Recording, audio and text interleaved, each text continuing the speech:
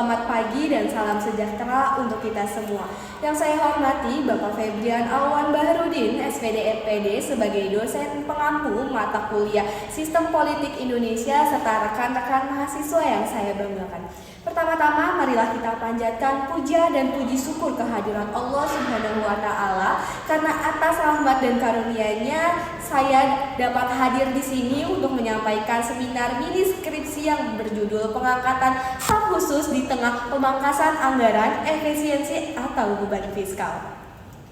Mini skripsi ini saya susun sebagai bagian dari tugas akhir mata kuliah Sistem Politik Indonesia pada program studi Pendidikan Pancasila dan Kewarganegaraan Universitas Sultan Ageng Tirtayasa. Dalam kesempatan ini saya akan memaparkan latar belakang penelitian, rumusan masalah, tujuan penelitian, kajian teori, metode penelitian, serta hasil dan pembahasan dari studi yang telah saya lakukan. Saya menyadari bahwa penelitian ini masih memiliki banyak kekurangan. Oleh karena itu, saya sangat mengharapkan kritik dan saran yang memasukkan dan membangun dari siapapun yang melihat video yang saya buat ini.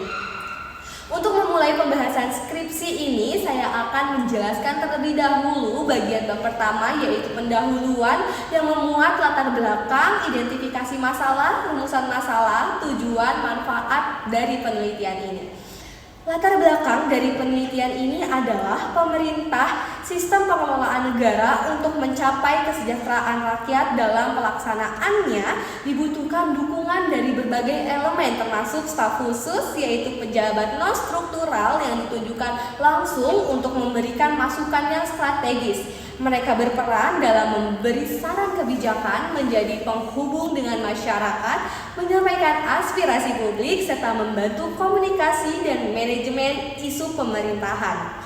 Meski staf khusus dapat memberikan perspektif baru, dapat mempercepat pengambilan keputusan, pengangkatan kerap menimbulkan kontroversi, khususnya saat dilakukan di tengah kondisi fiskal yang sulit. Pemerintah telah menetapkan kebijakan efisiensi anggaran melalui pemotongan belanja dan proyek non-prioritas, namun tetap mengangkat staf khusus dalam jumlah yang besar. Hal ini menimbulkan pernyataan publik mengenai urgensi, transparansi, dan akuntabilitas kebijakan tersebut.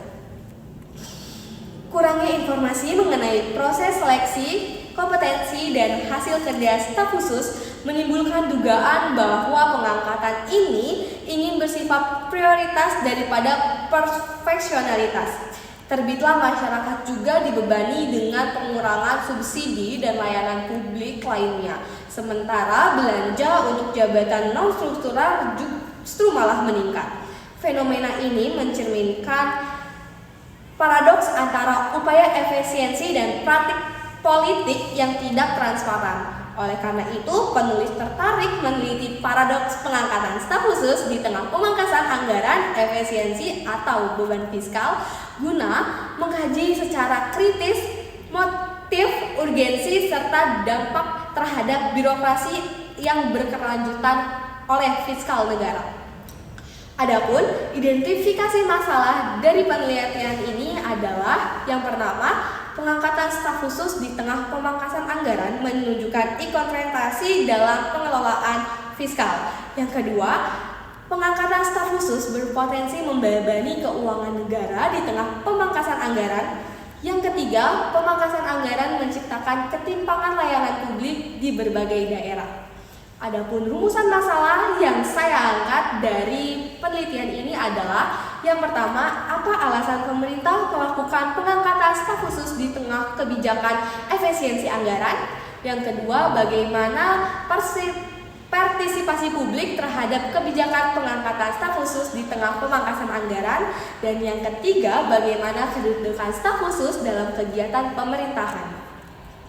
Dari penelitian ini bertujuan untuk yang pertama, mengetahui alasan pemerintah melakukan pengangkatan staf khusus di tengah kebijakan efisiensi anggaran. Yang kedua, untuk mengetahui partisipasi publik terhadap kebijakan pengangkatan staf khusus di tengah pemangkasan anggaran. Dan yang ketiga, untuk memahami kedudukan staf khusus dalam kegiatan pemerintahan. Adapun manfaat dari penelitian ini yaitu ada dua. Yang pertama yaitu manfaat teoritis yang memberikan kontribusi terhadap pengembangan ilmu khususnya dalam kajian kebijakan fiskal dan tata kelola pemerintahan, lalu menjadi referensi akademik untuk studi mengenai efisiensi anggaran dan dinamika pengambilan keputusan politik dalam konteks krisis fiskal.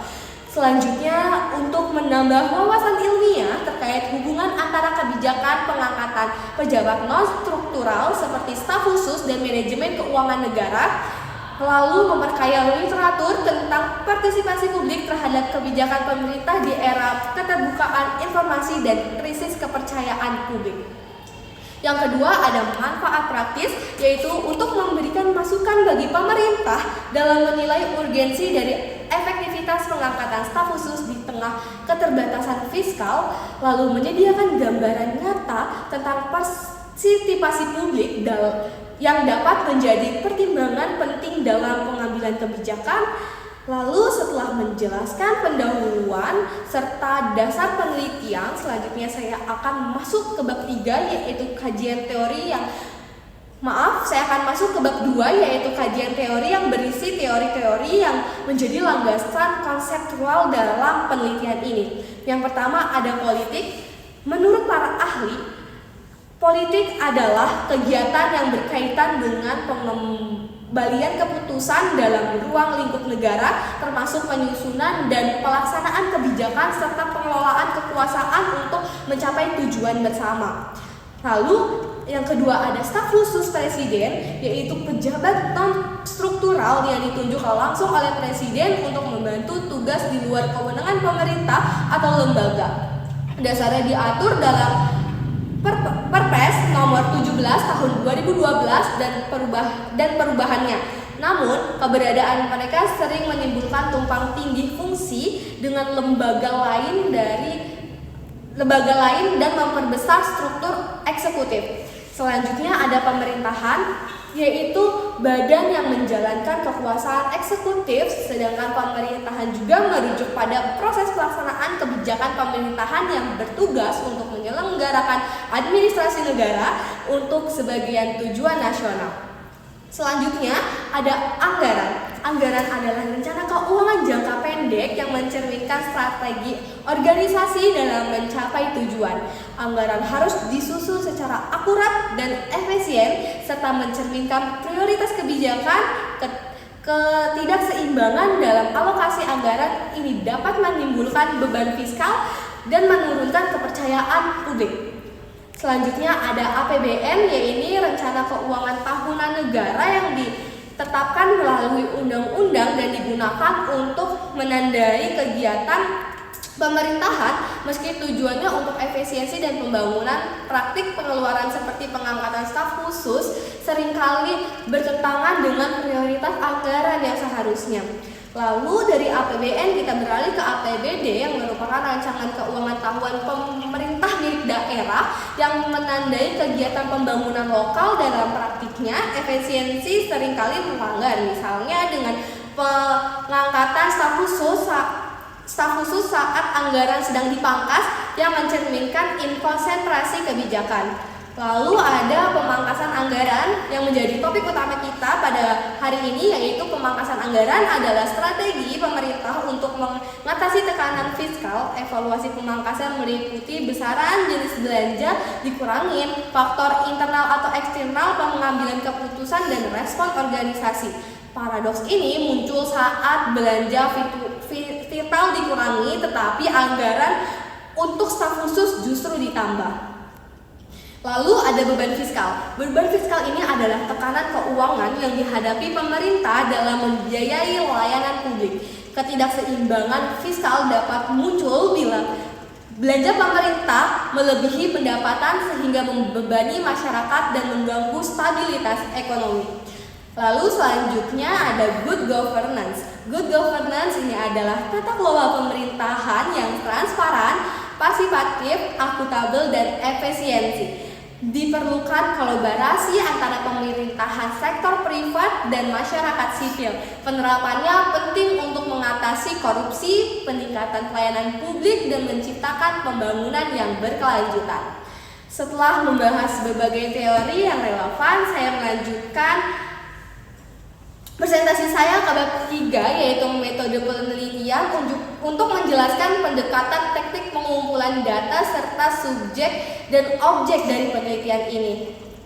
Adapun metode penelitian ini menggunakan pendekatan kualitatif deskriptif untuk menggambarkan secara mendalam fenomena pengangkatan staf khusus di tengah pemangkasan anggaran. Penelitian ini dilakukan melalui studi literatur dan wawancara guna memperoleh data tentang partisipasi publik.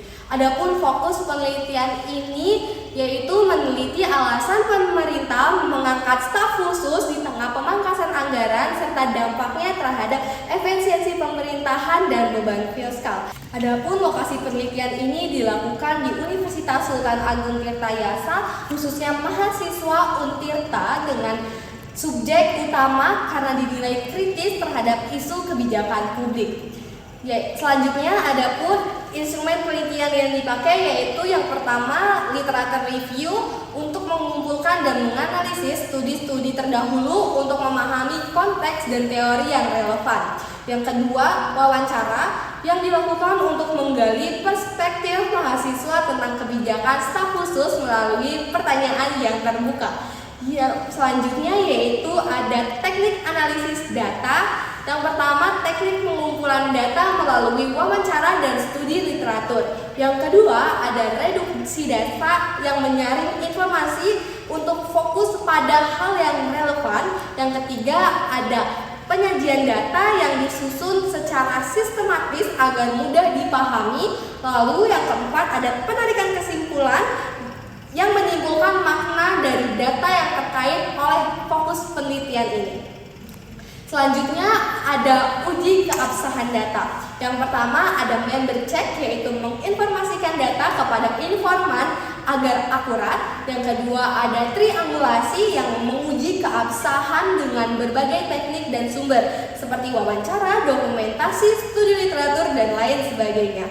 Setelah menjelaskan bagaimana penelitian ini dilakukan, selanjutnya saya akan masuk ke bab 4, yaitu hasil penelitian dan pembahasan yang telah diperoleh, yang memuat temuan lapangan serta analisis yang dilakukan berdasarkan teori yang sudah dijelaskan sebelumnya.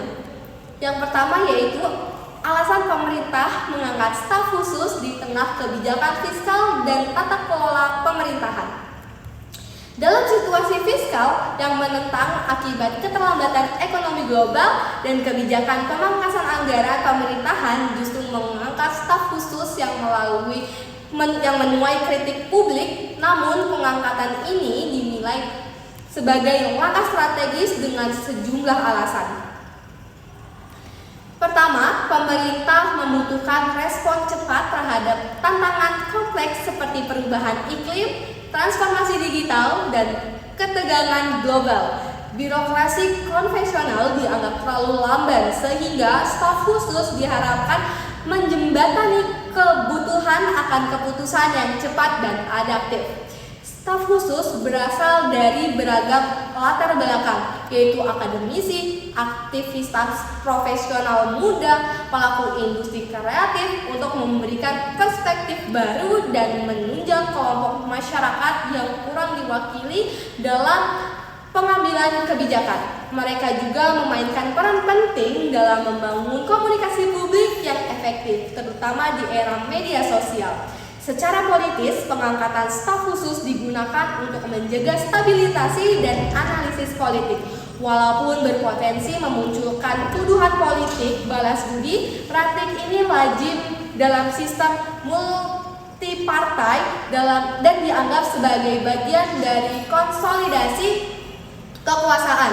Di sisi lain, staf khusus juga dapat menjadi agen perubahan dalam mendukung transformasi birokrasi, mempercepat penetapan e-governance, dan mendorong inovasi kebijakan. Namun, kritik publik tetap muncul. Masyarakat menilai kebijakan ini kontradiktif dan semangat efisiensi anggaran karena berpotensi membebani pengeluaran tanpa menjamin dampak langsung. Pemerintah menegaskan bahwa pengangkatan dilakukan secara selektif berdasarkan kebutuhan strategis dan dapat pandangan mahasiswa terhadap kebijakan pengangkatan staf khusus, yaitu mahasiswa Untirta menyampaikan pandangan kritis atas kebijakan ini. Mayoritas menilai pengangkatan staf khusus tidak sejalan dengan kebijakan pemangkasan anggaran karena pernyataan urgensi dan aktivitas keberadaan staf khusus tersebut. Hafidatu dan Sholawati menilai bahwa pengangkatan staf khusus justru memperbesar beban keuangan negara dan merusak semangat efisiensi. Naya dan Nurul menganggap bahwa kontribusi staf khusus terlibat nyata dan justru menimbulkan kesan bahwa efisiensi anggaran hanya slogan belaka. Lalu adapun Andri menggunakan analogi rumah tangga, jika sedang berhemat seharusnya tidak menambah pengeluaran yang tidak mendesak. Lalu soal alasan dibalik pengangkatan staf khusus, mayoritas mahasiswa menduga ada motif politik dan pencitraan. Pemerintah dianggap ingin menyampaikan diri terbuka dari generasi muda meskipun lebih bersifat simbolik. Beberapa mahasiswa melihat ini sebagai strategi komunikasi publik dan pencitraan yang progresif, namun tetap harus dibarengi dengan kinerja yang konkret. Sehingga dapat disimpulkan bahwa pengangkatan staf khusus meskipun dipandang strategis oleh pemerintah akan menimbulkan dilema antara kebutuhan pemerintah yang adaptif dan komitmen efisiensi fiskal agar tidak menjadi ironi politik. Sedang kebijakan ini harus dijalankan secara transparan, akuntabilitas, dan berbasis evaluasi yang jelas serta membuktikan manfaat nyata bagi publik. Yang kedua yaitu perspektif publik terhadap kebijakan pengangkatan staf khusus. Hasil wawancara terhadap sejumlah responden menunjukkan bahwa kebijakan pengangkatan staf khusus oleh pemerintah memunculkan sebagai perspektif yang kompleks dan berlapis. Mayoritas responden telah mengetahui kebijakan ini, bahkan sebagian aktif mengikuti perkembangan serta diskusi yang berlangsung sejak pengumuman awal. Isu ini sempat menjadi sorotan utama di media massa dan media sosial nasional, terutama karena muncul di tangan kondisi fiskal negara yang sedang mengalami tekanan akibat pemangkasan anggaran.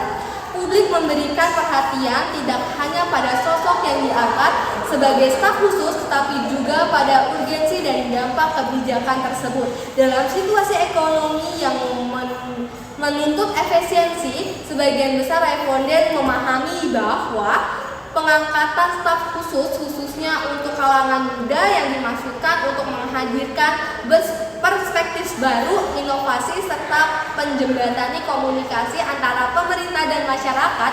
Diharapkan staf khusus itu mampu merespon dinamika sosial yang berkembang cepat dengan pendekatan yang lebih segar dan digital. Namun meskipun terdapat pemahaman dan harapan tersebut, responden juga menunjukkan keraguan yang signifikan yang mereka pertanyakan tentang urgensi pengangkatan staf khusus di tengah situasi keuangan negara yang terbatas. Dalam pandangan mereka, prioritas utama seharusnya diarahkan pada pengelolaan anggaran secara efisien serta pada pembiayaan sektor strategis yang berdampak langsung pada kesejahteraan masyarakat. Kekhawatiran utama publik terletak pada ketidaksesuaian antara semangat efisiensi anggaran dan praktik pengangkatan staf khusus. Sebagian besar responden menganggap kebijakan ini bertentangan dengan narasi penghematan anggaran yang sedang digaungkan pemerintah. Sejumlah staf khusus yang dinilai berlebihan secara minimnya transparansi terkait fungsi, tugas, dan capaian mereka mengemban kekhawatiran terhadap potensi pemborosan dana publik. Banyak responden menyampaikan bahwa kebijakan ini dapat menimbulkan kesan bahwa pemotongan anggaran hanya dilakukan secara simbolik. Sementara itu, pada saat yang bersamaan, pemerintah justru malah menambah beban keuangan negara melalui jabatan-jabatan baru yang memiliki output yang terstruktur. Nugroho dan Hartono pada tahun 2023 menegaskan bahwa dalam situasi krisis fiskal, strategi pengangkatan negara seharusnya berfokus pada pengurangan pengeluaran yang tidak mendesak karena penguatan pada sektor prioritas yang terdampak luas.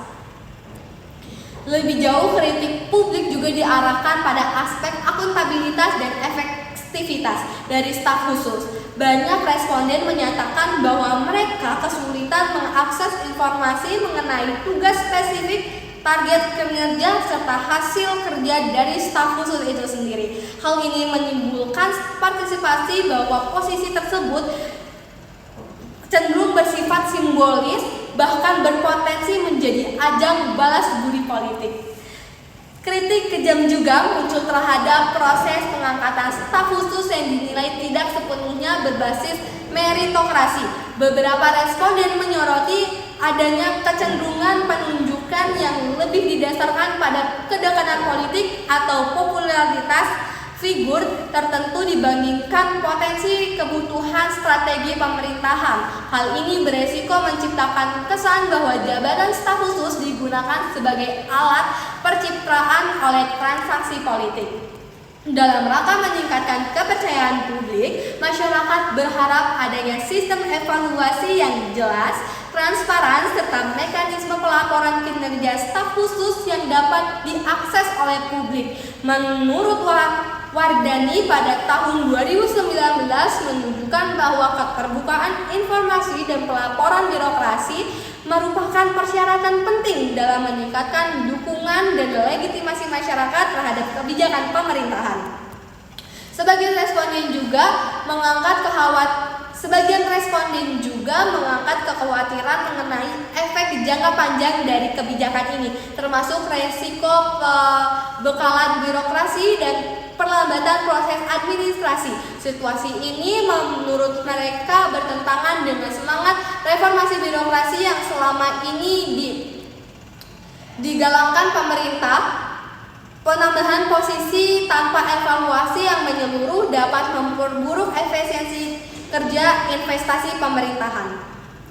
Masyarakat juga mencermati adanya ironi dalam kebijakan ini, terutama ketika pengangkatan staf khusus dilakukan bersamaan dengan pemangkasan anggaran pada sektor-sektor paling penting seperti pendidikan, kesehatan, dan infrastruktur dasar.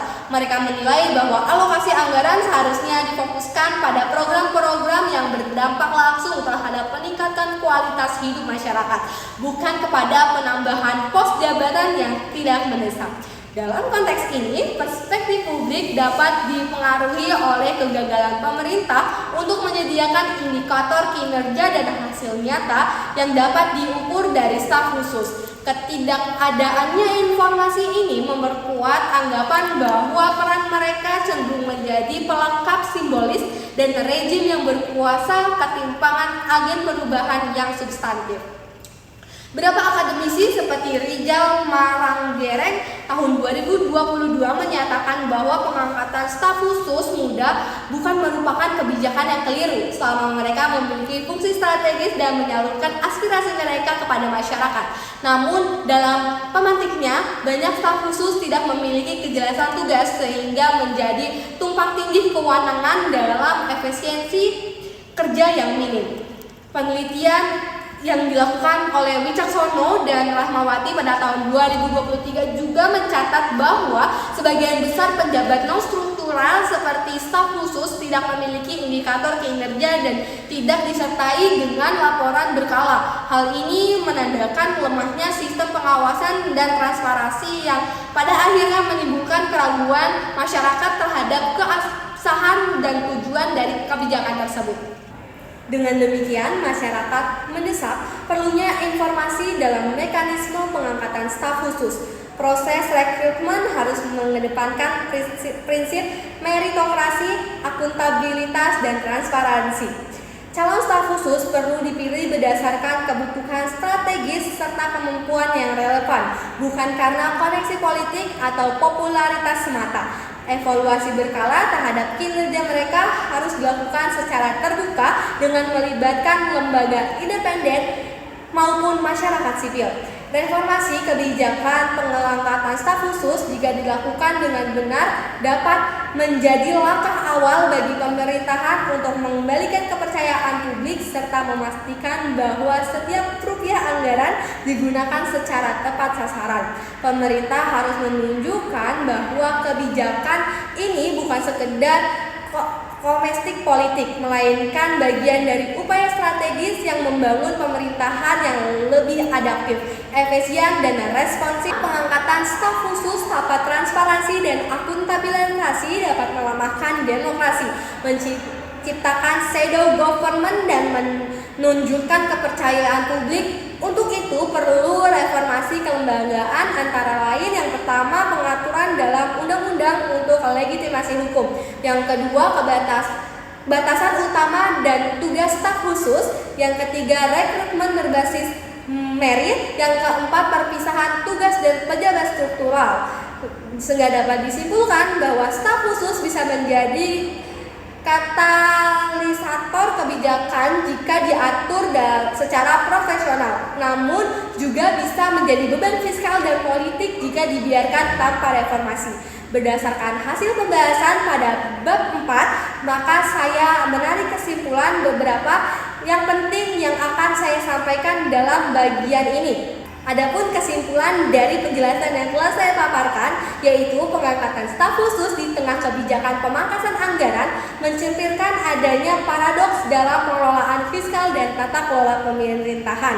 Di satu sisi, pemerintahan mendorong efisiensi anggaran dengan memangkas belanja negara dalam sektor krusial seperti pendidikan, kesehatan, dan bantuan sosial. Namun di sisi lain, pengangkatan staf khusus justru menambah beban fiskal dan menimbulkan pertanyaan publik mengenai konsentrasi kebijakan pemerintahan. Pemerintah beralasan bahwa staf khusus dibutuhkan untuk memberikan masukan strategis, menjembatani komunikasi antara pemerintahan dan masyarakat, serta mempercepat pengambilan keputusan dalam memahami isu-isu yang kompleks. Lalu saya juga ingin menyampaikan harapan sekaligus saran dari hasil penelitian ini, baik untuk pihak pemerintahan, akademisi, maupun masyarakat. Harapannya melalui pemaparan mengenai politik staf khusus pemerintahan, anggaran, serta prinsip tata kelola pemerintahan yang baik, diharapkan pemerintah dapat mengambil kebijakan yang lebih bijak, terstruktur, dan berpihak kepada kepentingan publik. Dalam konteks pengangkatan staf khusus di tengah kebijakan pemangkasan anggaran, semestinya pemerintah memperhatikan asas efisiensi, transparansi, dan akuntabilitas agar tidak menambah beban fiskal dan ketidakpercayaan publik terhadap kinerja negara. Pemerintah juga diharapkan mampu menetapkan prinsip good governance secara konsisten, sehingga kebijakan yang diambil tidak hanya sah secara hukum tetapi juga sah secara moral dan sosial. Penempatan staf khusus seharusnya benar-benar dilandasi oleh urgensi, kompetensi, dan kontribusi nyata terhadap perumusan kebijakan negara, bukan sekedar mempertimbangkan politik atau balas jasa kekuasaan. Dengan demikian, seluruh proses pemerintahan akan berjalan secara efektif dan bertanggung jawab demi menciptakan kesejahteraan rakyat dan berkelanjutan dan pembangunan yang nasional. Demikian pemaparan yang dapat saya sampaikan dalam seminar mini skripsi ini. Saya menyadari bahwa masih banyak kekurangan dalam penelitian ini. Oleh karena itu, saya sangat mengharapkan kritik dan saran yang membangun dari yang menonton video ini. Terima kasih atas perhatian dan kesempatannya. Saya ucapkan wassalamualaikum warahmatullahi wabarakatuh.